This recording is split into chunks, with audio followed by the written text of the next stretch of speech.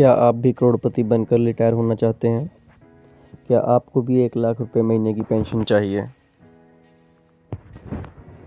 लेकिन आप ऐसा करेंगे कैसे? आप तो एक एवरेज पेइंग कॉर्पोरेट एम्प्लॉय हैं। चलिए आपको इसका फॉर्मूला बताता हूँ। मान लीजिए आप अपनी तनख्वाह से हर महीने 5,000 रुपये बचाते हैं और उसे किसी अच्छे म्यूचुअल फंड में इन्वेस्ट करते हैं जिसके रिटर्न 15% पर एनम की CAGR के हिसाब से आ रहे हैं।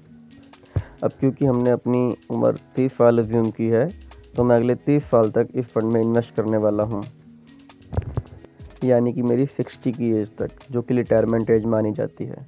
तो मेरी 60 की एज में मुझे 2,82,00,000 रुपये मेरे फंड से मिल जाएंगे।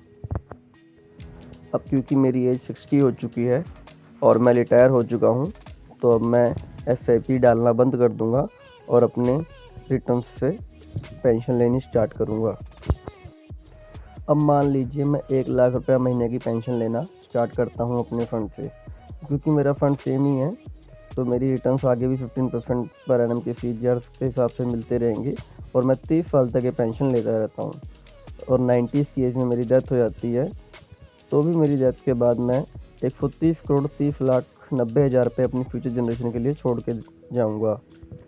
अब मान लीजिए अपने खर्चों के हिसाब से या इन्फ्लेशन के हिसाब से मैं पेंशन को 1 लाख की बजाय 2 लाख रुपए पर मंथ के हिसाब से कैलकुलेट करता हूँ, तो भी 30 साल 2 लाख हर महीने पेंशन लेने के बाद भी मैं 73,90,00,000 रुपये अपनी फ्यूचर जनरेशन के लिए छोड़ के जाऊँगा। अब क्योंकि किसी का भी 90 साल तक जीना मुश्किल है, तो थोड़ा प्रैक्टिकल होते हैं और कैलकुलेशन को 20 साल तक लेके आते हैं। यानी अगर मैं 20 साल तक पेंशन लेता हूँ 1 लाख रुपये पर मंथ और अपनी 80 की एज तक पेंशन लेता रहता हूँ, तो भी मेरी डेथ के बाद मैं 32,86,00,000 रुपये अपनी फ्यूचर जनरेशन के लिए छोड़ के जाऊँगा।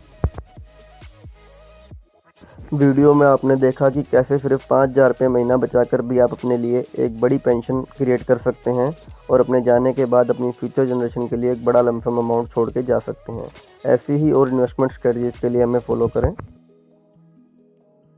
और अपनी इनकम पर किसी बड़े फाइनेंशियल गोल को प्लान करने के लिए हमें कॉन्टैक्ट करें। Thank you.